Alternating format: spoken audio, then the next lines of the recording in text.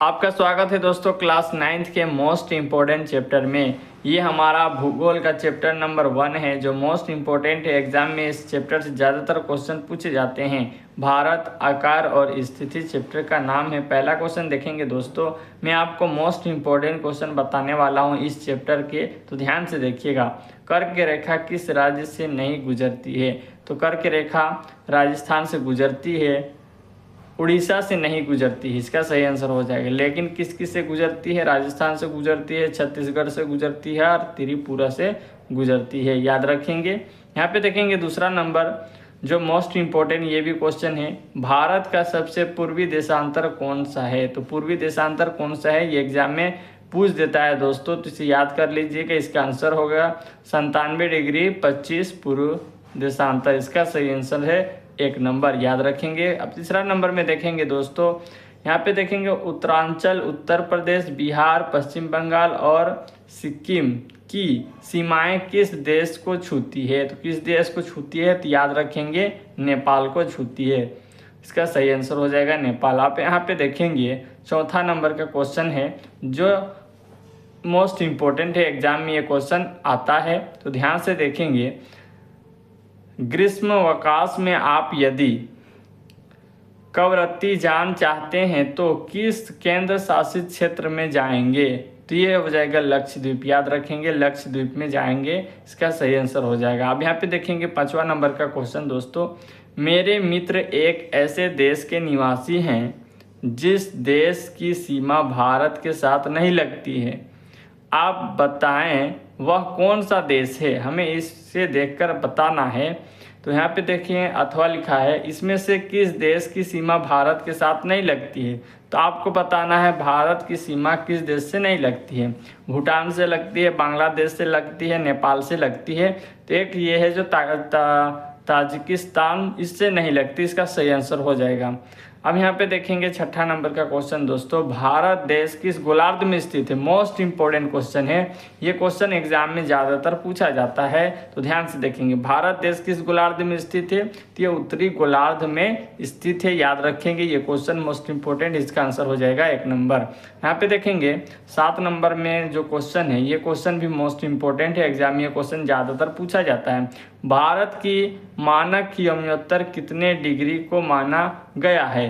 तो ये माना गया है 82.32 पूर्व को माना गया है, इसका सही आंसर हो जाएगा 2 नंबर, याद रखेंगे। ये क्वेश्चन इंपॉर्टेंट है, आ जाता है एग्जाम में ये। तो यहाँ पे देखेंगे 8 नंबर का क्वेश्चन, भारतीय भूभाग का कुल क्षेत्रफल लगभग कितना है? ये मोस्ट इम्पोर्टेंट है, ये एग्जाम में हर हाल में पूछा जाता है। जब भी एग्जाम में देखेंगे तो ज़्यादातर ऐसे क्वेश्चन पूछे जाते हैं, तो इसको आप जरूर याद कर लीजिएगा। तो ये भारतीय भूभाग का कुल क्षेत्रफल लगभग कितना है? तो 32.8 लाख वर्ग किमी है, मतलब किलोमीटर है, इसका सही आंसर हो जाएगा 1 नंबर, याद रखेंगे।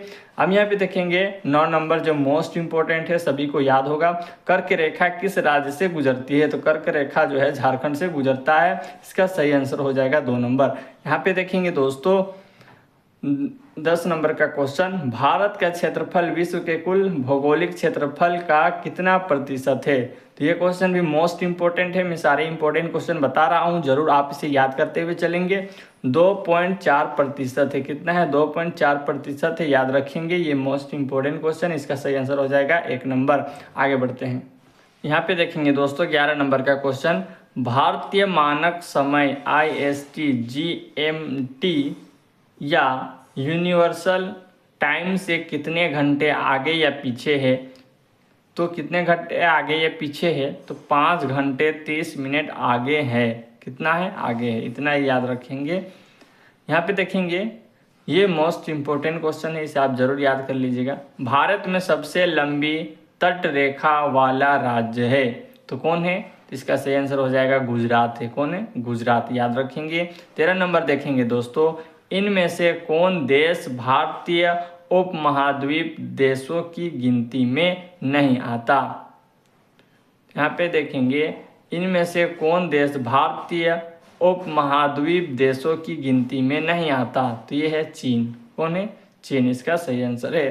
यहाँ पे देखेंगे 14 नंबर का क्वेश्चन, वर्तमान स्थिति के अनुसार कौन सा कथन सही है? तो यहाँ पे देखेंगे भारत में 28 राज्य और 9 केंद्र शासित क्षेत्र हैं, इसका सही आंसर हो जाएगा। 15 नंबर देखेंगे दोस्तों, जो मोस्ट इम्पोर्टेंट है, क्षेत्रफल की दृष्टि से भारत का विश्व में क्या स्थान है? तो ये मोस्ट इम्पोर्टेंट है, इसका आंसर हो जाएगा 7वां स्थान है।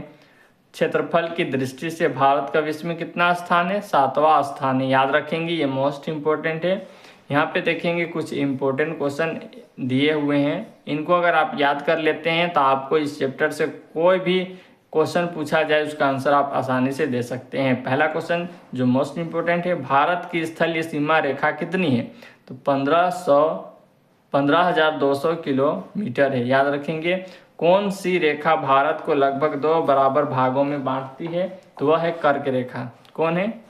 कर्क रेखा, याद रखेंगे। गुजरात, राजस्थान, मध्य प्रदेश, छत्तीसगढ़, झारखंड, पश्चिम बंगाल, त्रिपुरा एवं मिजोरम से होकर कौन सी रेखा गुजरती है? तो वो गुजरती है कर्क रेखा, याद रखेंगे। इन सबको याद रखिएगा। कर्क रेखा किन किन राज्यों से गुजरती है? तो गुजरात, राजस्थान, मध्य प्रदेश, छत्तीसगढ़, झारखंड, पश्चिम बंगाल, त्रिपुरा एवं मिजोरम से होकर गुजरती है कर्क रेखा, याद रखेंगे। चौथा नंबर देखेंगे दोस्तों, भारत की यमोत्तर देशांतर रेखा किस स्थान से होकर गुजरती है?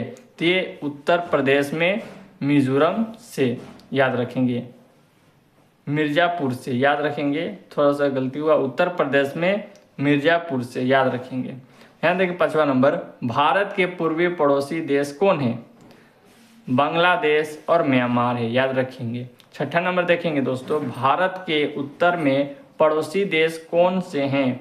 पड़ोसी देश से नेपाल और चीन, नेपाल और भूटान है, याद रखेंगे। 7वां नंबर देखेंगे, भारत के उत्तर पश्चिमी पड़ोसी देश कौन हैं? तो पाकिस्तान और अफगानिस्तान ये पड़ोसी देश है। उत्तरी पश्चिमी पड़ोसी देश तो पाकिस्तान और अफगानिस्तान, याद रखेंगे। भारत के दक्षिणतम तटीय भाग को क्या कहते हैं? तो याद रखेंगे, ये मोस्ट इम्पोर्टेंट है, कोरोमंडल कहते हैं। क्या कहते हैं? कोरोमंडल, याद रखेंगे। 9 नंबर देखेंगे, भारत के सबसे दक्षिणीय बिंदु का क्या नाम है? तो इंदिरा बिंदु नाम है, याद रखेंगे। इंदिरा बिंदु कब सुनामी से जलमग्न हुआ था? तो 2004 में, याद रखेंगे।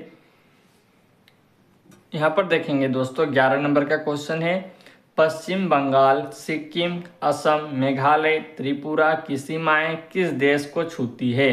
तो ये छूती है बांग्लादेश को, याद रखेंगे, ये क्वेश्चन इंपॉर्टेंट है। बांग्लादेश को कौन कौन सी राज्य छूती है? तो यहाँ पे पश्चिम बंगाल, सिक्किम, असम, मेघालय, त्रिपुरा की सीमाएं किस देश को छूती है? तो ये बांग्लादेश को छूती है, याद रखिएगा।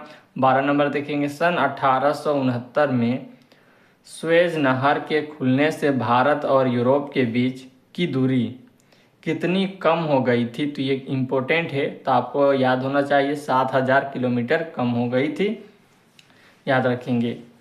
अब यहाँ पे देखेंगे 13 नंबर, फ्रांस, ब्राज़ील, ईरान, पुर्तगाल में से कौन भारत से बड़ा देश है? तो ब्राज़ील, याद रखेंगे।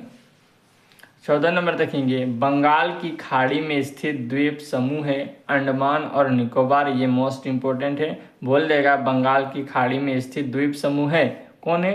अंडमान और निकोबार। 15 नंबर देखेंगे, भूमध्य सागर और लाल सागर को जोड़ने वाली नहर कौन है? तो ये इम्पोर्टेंट है, स्वेज नहर। कौन है? स्वेज नहर है, याद रखेंगे, ये इम्पोर्टेंट है। भारत के ऐसे राज्यों के नाम लिखे जिनकी ना तो अंतर्राष्ट्रीय सीमा है और ना ही तटीय सीमा है, तो वह है हरियाणा, मध्य प्रदेश, छत्तीसगढ़ और झारखंड, याद रखेंगे। तो ठीक है दोस्तों, इतना सा क्वेश्चन आपको कर लेना है, याद कर लेना है, इम्पोर्टेंट क्वेश्चन भी आपको बता दिया। मिलते हैं नेक्स्ट वीडियो में। अगर सब्सक्राइब नहीं किए हैं तो सब्सक्राइब कर ले, क्योंकि आपको क्लास 10 और क्लास 9 के मोस्ट इंपॉर्टेंट क्वेश्चन मिलते रहेंगे। सब्जेक्टिव हो या ऑब्जेक्टिव, सभी क्वेश्चन आपको इस चैनल पर देखने को मिलेगा।